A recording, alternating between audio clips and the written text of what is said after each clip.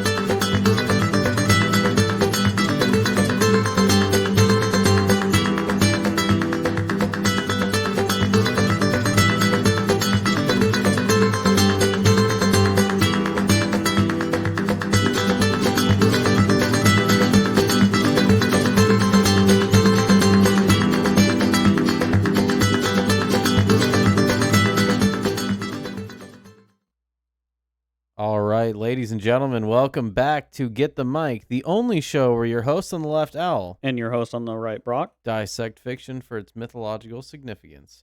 In this episode, as usual, we're talking about Dragon Ball, in particular, episode 90, the Dodon Wave, or not the Dodon Pa. Oh no, not the Dodon Pa. But before we get started, if you like what you hear, please give us a like, a subscribe. We upload videos on YouTube Mondays and Thursdays, Rumble Tuesdays and Fridays, and unfortunately, I think we have to grow in size in order to stream on Spotify because I could not figure it out. Yeah, it's more complicated than I had originally thought.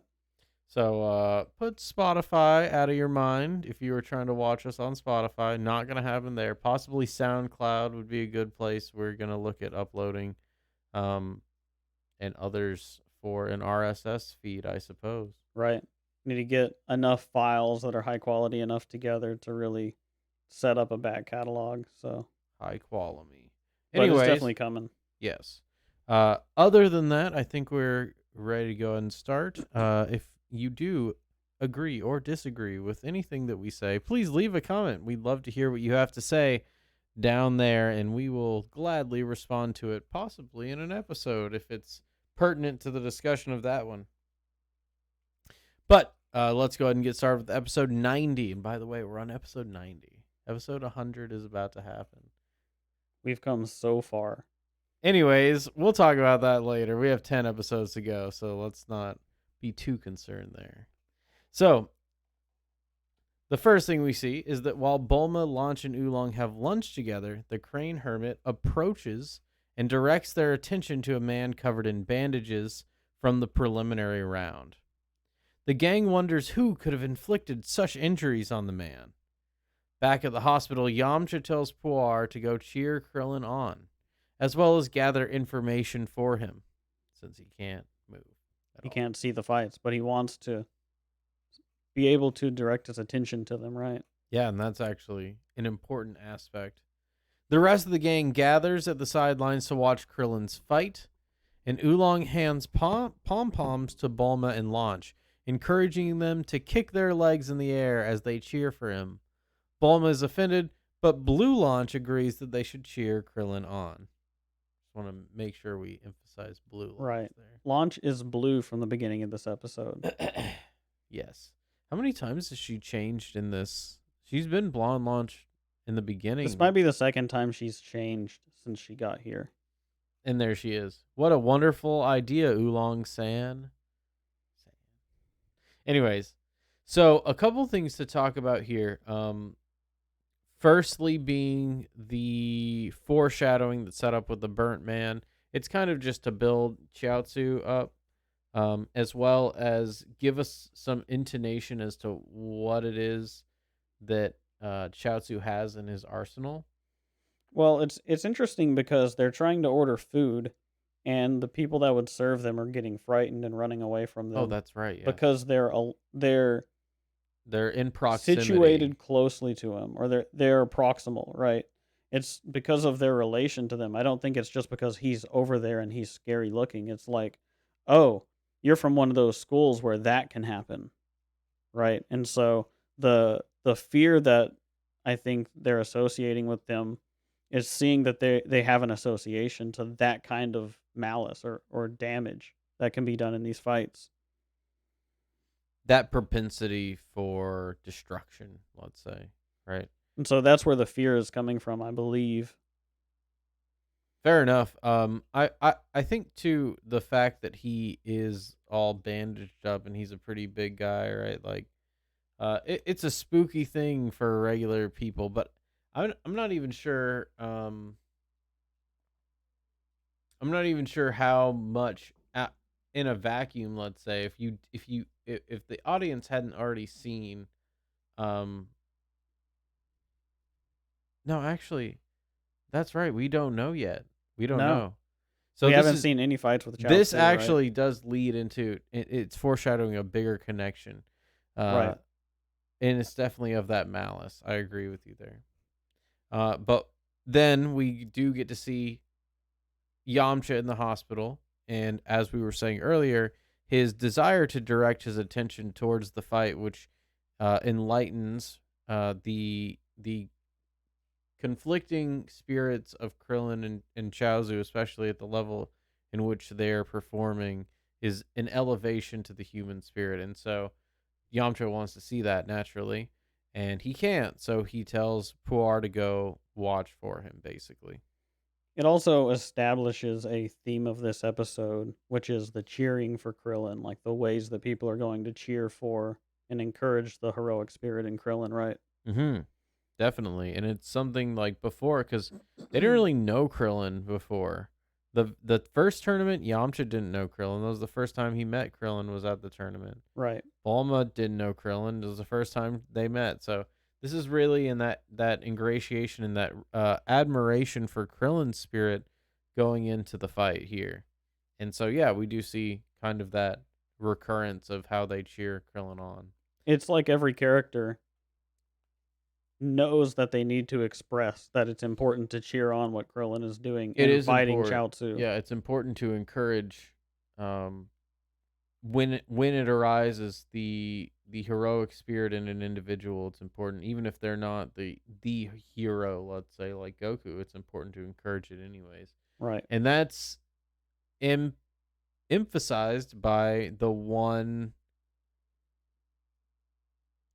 character who should, let's say, emphasize it, which is Launch. Blue Launch is there to nourish, encourage, right? She is mommy as such. Right.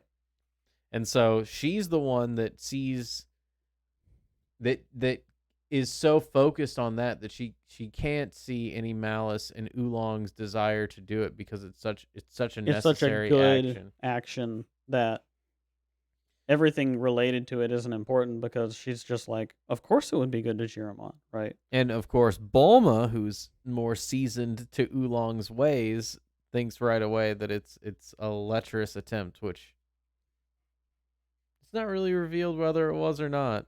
It's played up in a funny way with Oolong this season where he's it feels like he's trying to walk the line as closely as he can to try to get away with things where he used to be much more Overt. overt. Yeah, yeah, yeah. And so he's a little bit more integrated in that sense. Still integrating in the pig Of into course. into more of a The never pig. fully integrated, right? Yeah. Well, exactly. And so everyone's ready to cheer Krillin on. Now, in the ring, Krillin wishes to himself that he had seen Chaozu fight in earlier matches. When the fight begins, Chaozu simply stares at Krillin, awaiting his attack. And we've talked about Chaozu's design a little bit, how he's supposed to be like a doll or a vampire. Like we have we talked about that? I'm not sure we talked about the vampire. That comes from a Japanese folklore. I'm pretty sure. I'm just going off the noggin here, but I think that's he is like an energy draining undead creature that's like a vampire. I see. That's where the articles that say, "Oh, he's really a dead child following Tien Yes, around." yes. And it's just it's that's some of the inspiration for his design, and it makes sense because of what we've been talking about and that demoralizing spirit, right?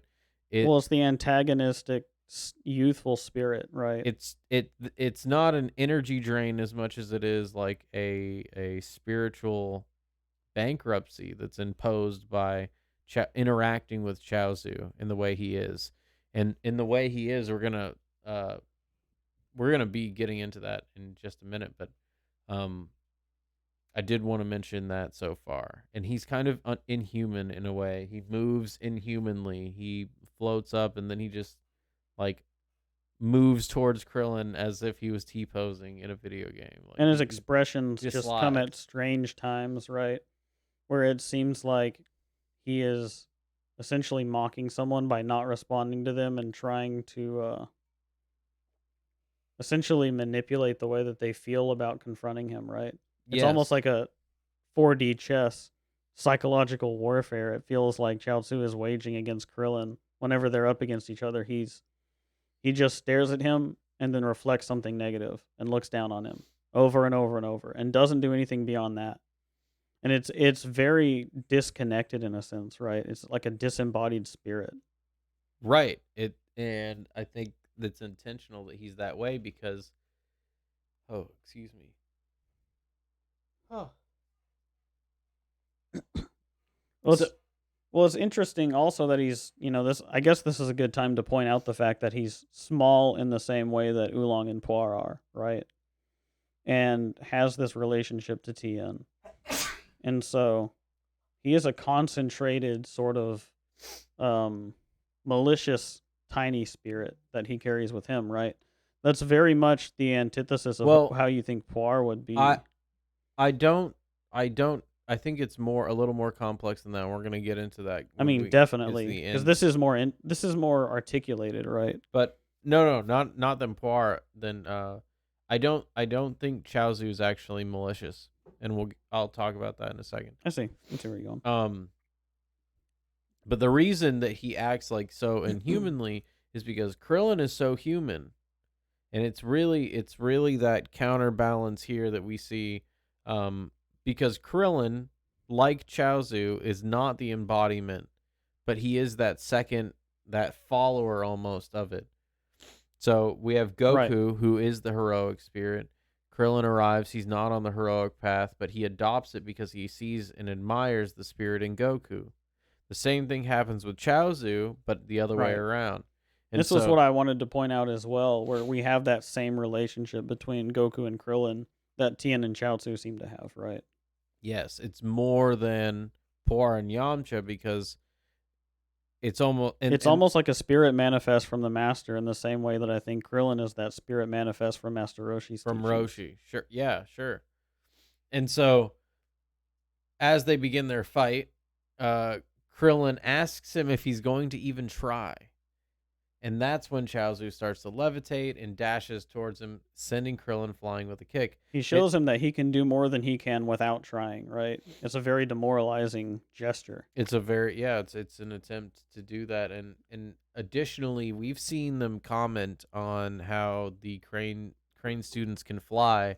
We already see him levitate here, very first thing, and so it is that that downward gaze, um, and attention that Chaozu's really inhabiting here. And so as Krillin tries to counterattack, Chaozu easily dodges in midair, and Krillin then dashes quickly out of Chaozu's sight. Tien calls out to Chaozu to tell him where Krillin is, and when he does so, Chaozu gets confused about his left and right, allowing Krillin to land a a pretty strong blow, I would say. And Yeah. so Krillin is about to force him out of the ring as he follows up on that attack with a combo of punches. And Chaozu simply glides back into the air and announces that he will attack now before sending a Dodon ray toward Krillin. Now, here is where I want to talk about Yeah. why I think Chaozu is not malicious. Chaozu here is like a kid who found his dad's gun, right? He has the ability to do it, but he doesn't understand the consequences of doing it in the first place. So we've seen Chaozu act innocently in certain circumstances before, like when Goku wanted to draw his own number. He asked Tien, "What's the big deal about wanting to draw your own number?" Additionally, Chaozu here using the Dodon Ray, he is doing the downward gaze, right? He didn't kill the guy in the preliminary round, and as far as we know, Chaozu's not actually killed anybody. He is far more of an innocent character, almost, not even almost. We've even seen Tien come up and like try to put his hat back on because he'll catch a cold in an earlier episode. And so all of this together gives this image that Chaozu is this unfulfilled potential in the Crane School that is currently being corrupted by the exposure to malice and the wielding of malice. It's Right. almost like a child soldier, or a kid in a gang, right? Like, here's a gun, go do this thing. Absolutely. Operating on a more malicious will than your own. And that's what he's doing in being around Tien and having instruction Being from the around Crane Hermit. Shen more, but yeah. Hmm. But yeah, being around the Crane Hermit and being a product of the teaching of the Crane Hermit, in the way that the Crane Hermit treats the people around them, casts a shadow in the same way that the way that Roshi treats people casts a certain shadow, right? And that's what Krillin operates as in a sense. Well, and I like too how the whole left and right thing. He says in the sub that he eats chopsticks, or whenever he's eating, he holds the bowl with the left hand and holds his chopsticks with his right hand. So he's right hand dominant, obviously. But that's beside the point. Point being Right. that he hasn't he's focused so much at pointing downward and being superior and using that malice to instantiate himself because of Shen, that he's unable to even do basic grasp basic concepts that aren't focused on those things. Right. It's like he's almost fully directed towards that malice, right? Yeah. That's the only thing he seems to do is he stares at you and then he tells you something you don't want to hear. Which is why he's such a socially disintegrated figure, and he can't have a conversation with Krillin that isn't just him like pointing out and like him saying baldy. Right. I mean, this is why we said as long as I have a hair on you, I'm going to hold it against you, right? Right. That's what he does whenever it's revealed. When he is revealed, right? Whenever the hat is taken away, and that's why Tien wants to put the hat back on him, is so that that spirit, what's animating that spirit, isn't revealed to people, right? Because he wants to be able to convince even himself that he's isn't on fully a higher embraced. path. Like, think about this. Tien and Chaozu are in a gang, right? And Tien is the older kid who's like, I don't want to see this kid do what I've done, right? It's kind of like that as well, because we see the animated spirit there in Chaozu is even more bitter and resentful than Tien is.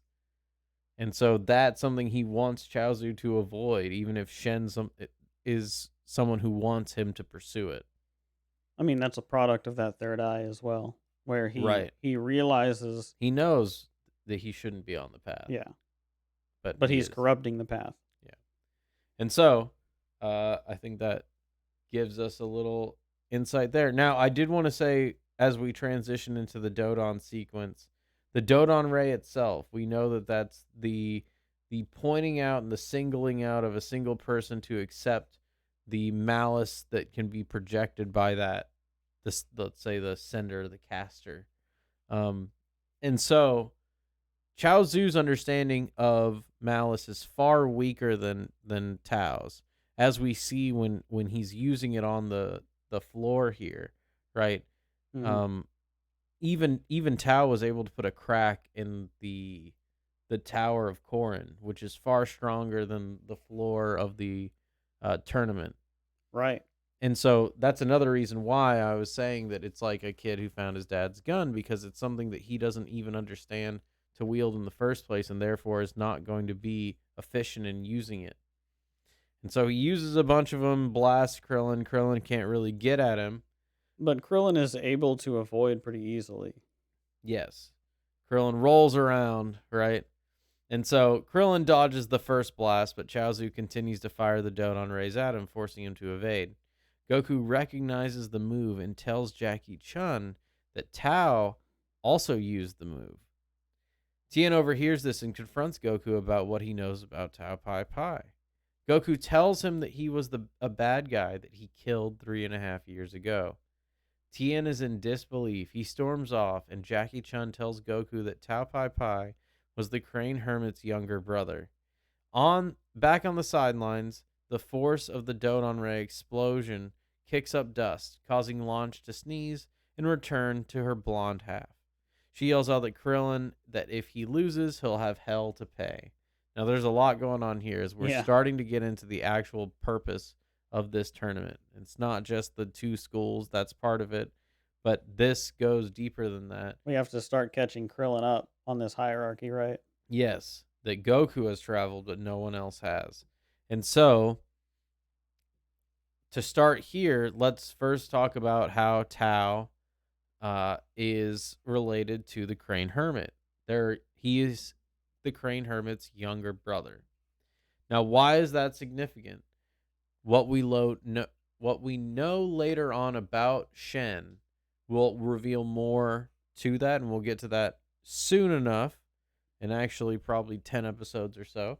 But Yeah. for now, let's just say that being the antithesis of the spiritual father Roshi, like a corrupted spiritual father, the spirit that is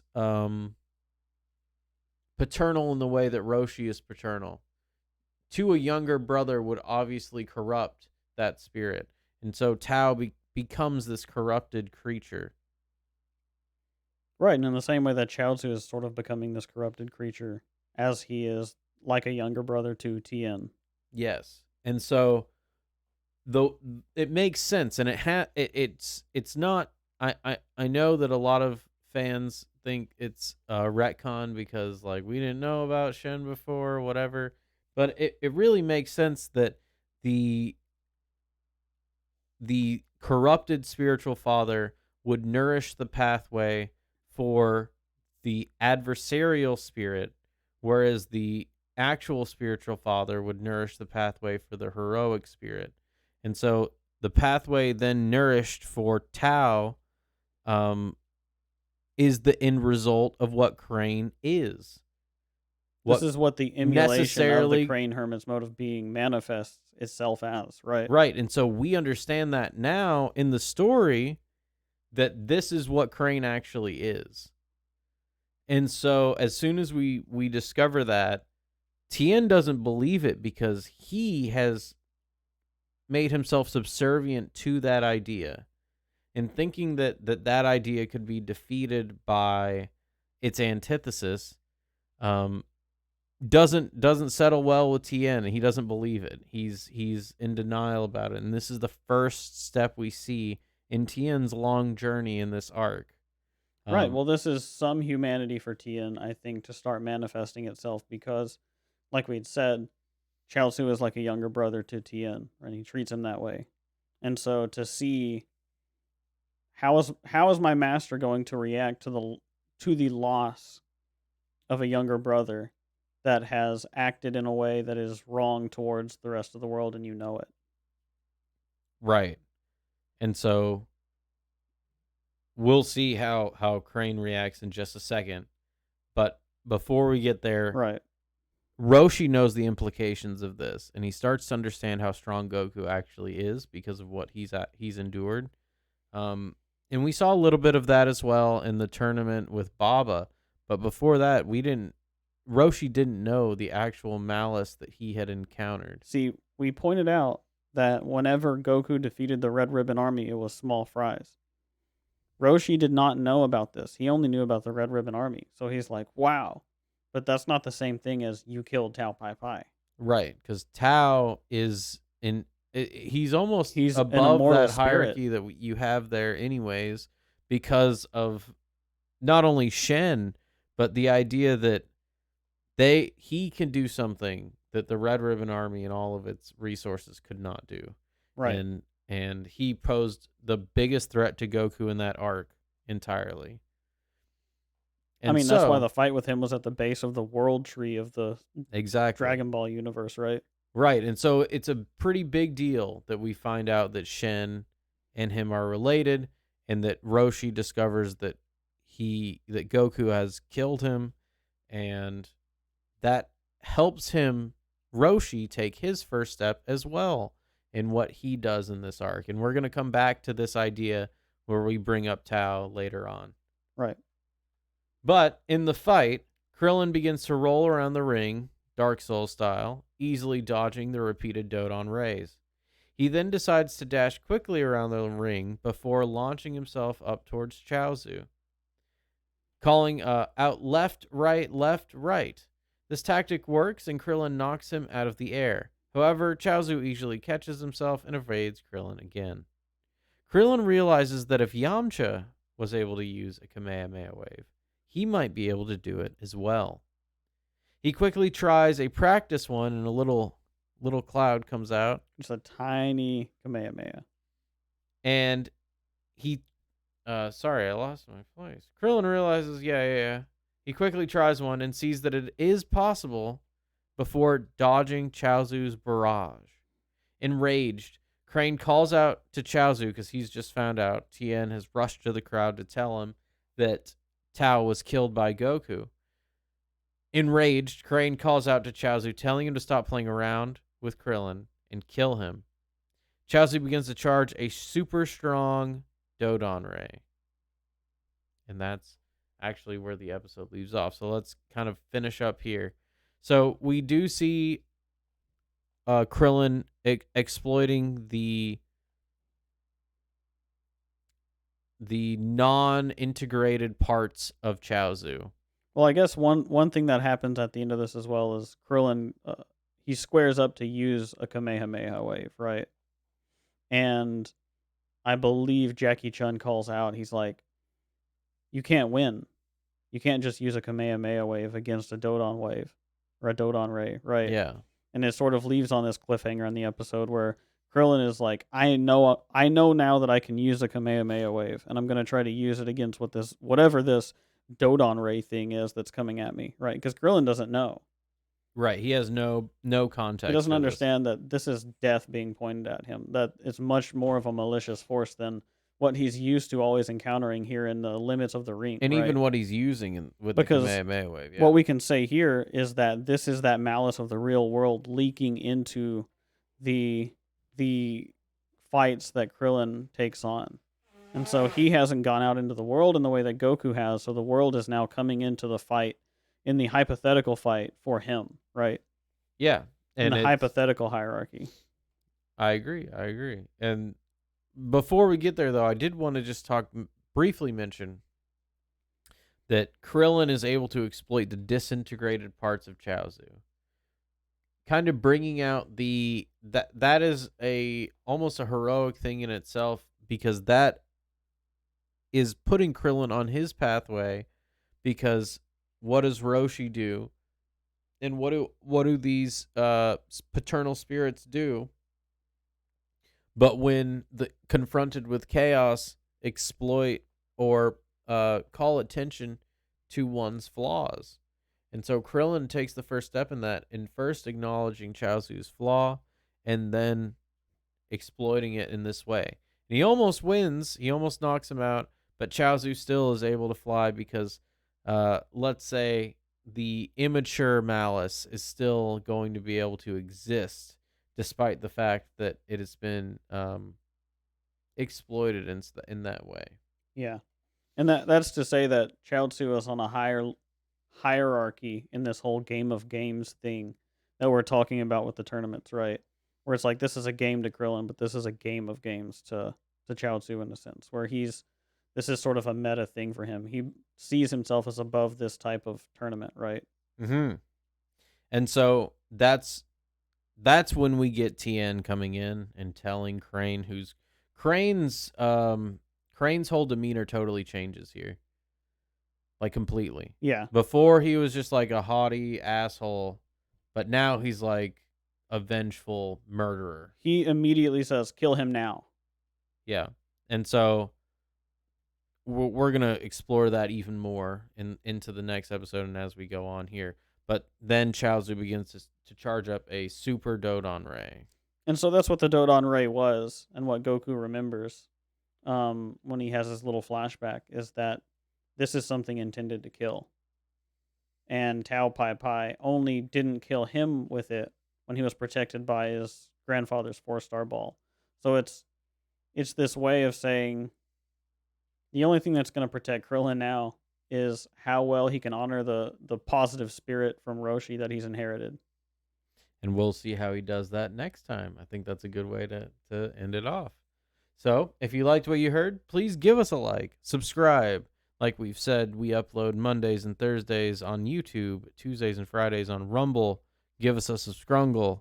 If you disagree or agree with whatever it is that we said this episode, whatever we said, who knows what we said, please leave a comment. Anyways, we hope you guys have a good night. I'm your host on the left, Owl. I'm your host on the right, Brock. We'll see you guys next time. Are you still recording?